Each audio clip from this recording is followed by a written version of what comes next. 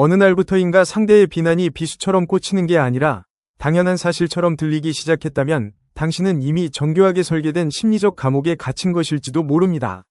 가스라이팅은 단순히 기분 나쁜 말을 듣는 수준을 넘어 타인이 나의 현실감을 잠식해 나가는 정신적 침식 과정입니다. 사람들은 흔히 묻습니다. 왜 그런 대접을 받으면서도 바보처럼 가만히 있느냐고, 왜 진작 떠나지 못했느냐고요. 하지만 당신이 나약해서 못 떠나는 것이 아닙니다. 당신의 뇌가 생존을 위해 선택한 전략이 오히려 당신을 쇠사슬로 묶어버린 것이죠. 오늘 우리는 왜 우리 뇌가 고통을 주는 상대에게 오히려 더 위존하게 설계되었는지 그 지독한 심리게임의 실체를 낱낱이 파헤쳐보려 합니다. 우리는 흔히 위지력이 모든 것을 해결할 거라 믿지만 사실 인간의 정신은 환경의 압력에 매우 취약합니다. 특히 신뢰했던 사람으로부터 시작된 위구심은 독처럼 서서히 퍼져나가며 우리의 판단 체계를 무너뜨립니다.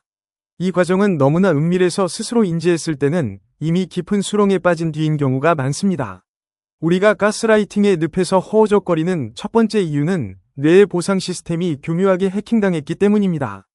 가해자는 결코 처음부터 악마의 얼굴을 하고 나타나지 않습니다. 오히려 누구보다 다정하고 매력적인 모습으로 다가와 당신의 결핍을 채워주죠. 여기서 핵심은 간헐적 강화라는 심리적 장치입니다. 9번의 비난 뒤에 던져지는 단 한 번의 따뜻한 포옹과 미안해, 다 너 잘되라고 그런 거야 라는 말 한마디는 우리 뇌의 복측 피계 영역에서 도파민을 폭발적으로 분출시킵니다. 마치 언제 터질지 모르는 슬롯머신 앞에 앉아있는 도박꾼처럼 우리 뇌는 그 희박한 보상을 기대하며 고통을 견디게 됩니다. 고통 속에서 피어난 찰나의 다정함은 마약보다 강력한 중독성을 발휘하며 당신이 이 관계를 치명적인 사랑이라고 착각하게 만듭니다. 이러한 도파민의 유혹은 이성적인 판단을 마비시키고 다음번에는 괜찮아질 것이라는 막연한 기대를 강화합니다. 결국 뇌는 고통스러운 자극보다 그 뒤에 올 아주 작은 보상에 더 민감하게 반응하도록 재배선되며 당신을 가해자의 소나기에서 벗어나지 못하게 붙잡아둡니다. 시간이 흐를수록 가해자는 당신의 기억과 감각을 조금씩 부정하기 시작합니다. 인간의 뇌는 본능적으로 불확실한 상황에서 극도의 스트레스를 받는데 이때 가해자가 확신에 찬 목소리로 네가 예민한 거야, 내 기억이 틀렸어라고 반복하면 뇌는 이 혼란을 잠재우기 위해 상대의 논리를 내면화해버립니다. 이것은 사실 생존을 위한 본능적인 선택입니다. 집단에서 배제되는 것을 신체적 통증과 동일하게 인식하는 우리 뇌는 나 자신을 부정해서라도 상대와의 연결을 유지하려 드는 것이죠. 결국 내가 문제다라고 믿는 것이 상대와 갈등을 빚는 불확실성보다 차라리 안전하다고 느끼게 되는 비극적인 역설이 발생하며 당신의 자존감은 모래성처럼 허물어지기 시작합니다. 뇌는 정보의 공백을 메우기 위해 주변의 강한 목소리를 진실로 채우려는 경향이 있습니다. 가해자는 이 틈을 놓치지 않고 당신의 기억을 재구성하며 당신이 스스로를 믿지 못하게 만듭니다. 결과적으로 당신은 자신의 눈보다 상대의 입을 더 신뢰하게 되는 비참한 상태에 이르게 됩니다. 이러한 정서적 학대가 반복되면 뇌의 물리적인 구조에도 변화가 생깁니다. 이성적인 사고와 판단을 담당하는 전두엽의 기능은 눈에 띄게 저하되는 반면 공포와 위협을 감지하는 편도체는 비정상적으로 예민해집니다. 이것이 바로 편도체 하이제킹 상태입니다. 상대의 위협적인 눈빛이나 차가운 말투 하나에도 사고 회로가 정지되고 머릿속이 하얗게 백지장처럼 변하는 경험은 당신의 지능 문제 때문이 아닙니다. 생존 본능이 이성을 집어삼켰기 때문에 일어나는 생물학적 현상입니다. 당신은 생각하는 능력을 잃은 것이 아니라 뇌가 비상사태를 선포하여 이성적인 판단을 차단함으로써 오직 상대의 비위를 맞추는 수능 모드로 전환된 것뿐입니다.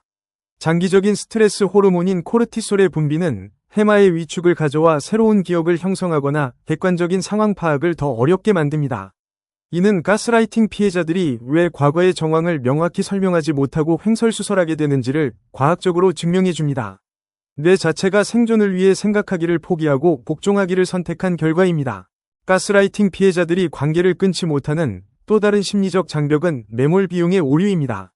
이미 이 관계에 쏟아부은 시간과 감정, 그리고 노력이 너무나 크기 때문에 지금 그만두면 그 모든 것이 실패로 돌아간다는 공포를 느낍니다. 조금만 더 노력하면 예전에 그 다정했던 모습으로 돌아올 거야라는 근거 없는 희망은 사실 뇌가 손실을 회피하기 위해 만들어낸 방어기제입니다. 뇌는 얻는 이익보다 잃는 고통을 2배 더 크게 느끼기 때문에 비정상적인 관계일지라도 그것을 잃는 것을 죽음과 같은 위협으로 받아들입니다. 그래서 명백한 파멸이 예견됨에도 불구하고 당신의 뇌는 익숙한 고통을 선택하며 안주하게 되는 것입니다. 우리는 종종 이만큼 참았는데 여기서 포기할 순 없어라고 자위하지만 이는 가라앉는 배 위에서 짐을 버리지 못해 함께 침몰하는 것과 같습니다. 과거의 노력이 아까워 미래를 희생하는 이 인지적 오류는 가해자가 가장 좋아하는 무기이기도 합니다.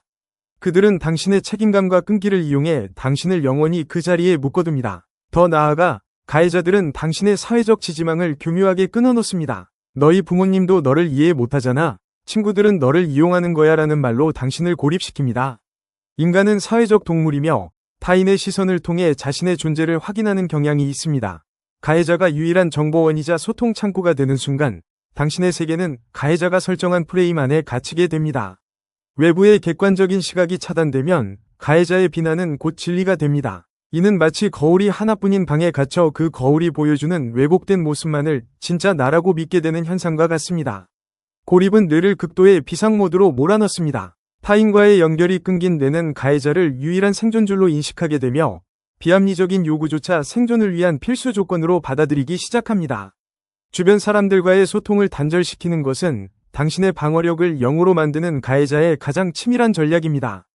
우리는 또한 정서적 지능의 함정에 빠지기도 합니다. 타인의 감정을 잘 살피고 공감 능력이 뛰어난 사람일수록 가스라이팅에 취약할 수 있습니다. 가해자가 나 사실 어린 시절에 상처가 많아서 그래라며 동정심을 유발할 때 당신의 뇌는 거울 신경세포를 통해 상대의 고통을 자신의 것처럼 느낍니다. 가해자는 당신의 그 고귀한 공감 능력을 무기로 삼아 자신의 폭력을 정당화합니다. 당신은 상대를 치유해주고 싶다는 선한 의지로 고통을 인내하지만 사실 그것은 상대의 파괴적인 행동을 방치하고 당신의 영혼을 갉아먹는 역기능적 동정심에 불과할 뿐입니다.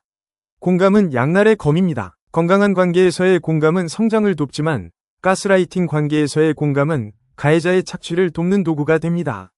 가해자의 상처가 당신의 학대를 정당화할 수 없음을 인지해야 합니다. 하지만 당신의 뇌는 타인의 슬픔에 반응하도록 설계되어 있기에 이 본능을 거스르기 위해서는 엄청난 의식적 노력이 필요합니다. 심리학자들은 가스라이팅 관계가 지속될수록 피해자가 학습된 무력감에 빠진다고 경고합니다. 어떤 노력을 해도 상황이 나아지지 않는다는 경험이 축적되면 뇌는 더 이상 탈출을 시도하지 않습니다. 마치 낮은 울타리 안에 갇혀 전기 충격을 받던 개가 나중에는 울타리를 치워도 도망가지 않는 것과 같습니다. 이 단계에 이르면 피해자는 무기력함을 넘어 자신의 운명을 가해자에게 온전히 맡겨버리는 해리 상태에 빠지기도 합니다. 내가 뭘 할 수 있겠어라는 생각은 당신의 의지력이 약해서가 아니라 반복된 좌절로 인해 뇌의 동기부여 시스템이 완전히 꺼져버렸기 때문에 나타나는 증상입니다. 뇌는 에너지를 보존하기 위해 불가능해 보이는 저항을 멈춥니다. 이제는 고통을 피하려는 시도조차 고통스럽게 느껴지는 상태, 즉 영혼의 동면 상태에 들어가는 것이죠. 이 무력감은 당신의 인격 결함이 아니라 반복된 환경적 타격이 만들어낸 뇌의 슬픈 적응 결과입니다. 이제 이 지독한 굴레에서 벗어나기 위한 실질적인 회복의 기술을 이야기해보려 합니다. 가장 먼저 해야 할 일은 인지적 거리두기입니다. 가해자의 말과 당신의 내면을 분리해야 합니다. 상대가 비난을 퍼부을 때 그것을 나에 대한 진실로 받아들이는 것이 아니라 저 사람이 지금 화가 나서 내뱉는 투사라고 객관화하는 연습이 필요합니다. 상대의 말에 감정적으로 반응하기보다 마치 낯선 외국어를 듣는 것처럼 한 걸음 뒤로 물러나 관찰하십시오. 이 작은 틈이 생길 때 비로소 편도체의 흥분이 가라앉고 잠들어 있던 당신의 전두엽이 다시 깨어나기 시작합니다. 당신의 가치는 타인의 입술 끝에 달려있지 않습니다. 상대가 쏟아내는 오물 같은 말들을 당신의 마음이라는 깨끗한 방 안에 들여놓지 마세요. 문 밖에서 그저 바라보는 것, 그것이 전두엽의 주도권을 되찾는 첫 번째 훈련입니다. 감정의 폭풍 속에서도 저 사람은 지금 나를 조종하려 하는구나라고 속삭이는 이성적인 관찰자의 시선을 유지해야 합니다.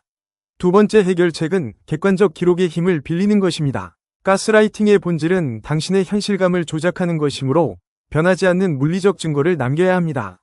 일기를 쓰되 감정이 아닌 사실 위주로 기록하십시오. 그는 화를 냈고 나는 사과했다가 아니라 오후 2시, 약속에 5분 늦었다는 이유로 그는 30분간 고함을 쳤다라고 적으십시오. 이 기록은 가해자가 나중에 사건을 왜곡하려 할 때 당신의 뇌가 혼란에 빠지지 않도록 지탱해주는 유일한 등대가 될 것입니다.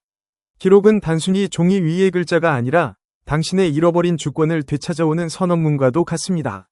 가해자는 기억을 조작하지만 종이에 적힌 글자는 거짓말을 하지 않습니다. 스스로의 기억력을 의심하게 될 때마다 그 기록을 펼쳐보며 사실의 땅을 굳건히 딛고 서십시오. 이는 뇌과학적으로 외부 보조 기억 장치를 활용해 손상된 판단력을 보완하는 매우 지능적인 생존 전략입니다.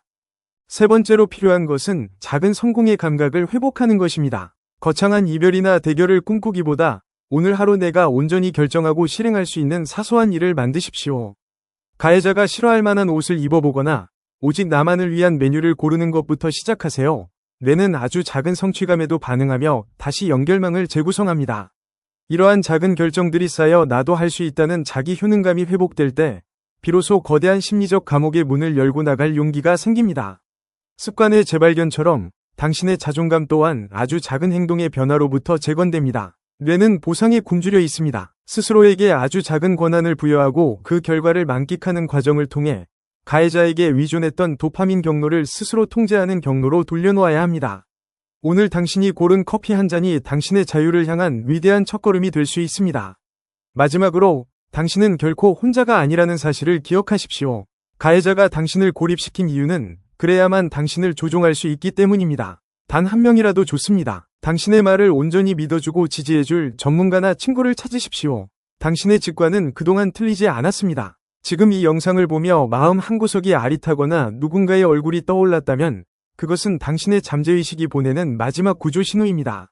당신을 잃어가면서까지 지켜야 할 관계는 이 세상 어디에도 없습니다. 이제 타인의 목소리가 아닌 당신 내면의 작은 목소리에 귀를 기울여 보세요. 당신은 다시 온전한 자신으로 돌아갈 자격이 충분합니다. 긴 터널의 끝은 반드시 존재하며 당신이 스스로의 손을 놓지 않는 한 그 빛은 당신을 향해 비치고 있습니다. 지금까지 그 관계 안에서 고군분투했던 당신의 인내심을 이제는 스스로를 구원하는 에너지로 써야 할 때입니다. 그 길에 이 이야기가 작은 횃불이 되기를 진심으로 바랍니다.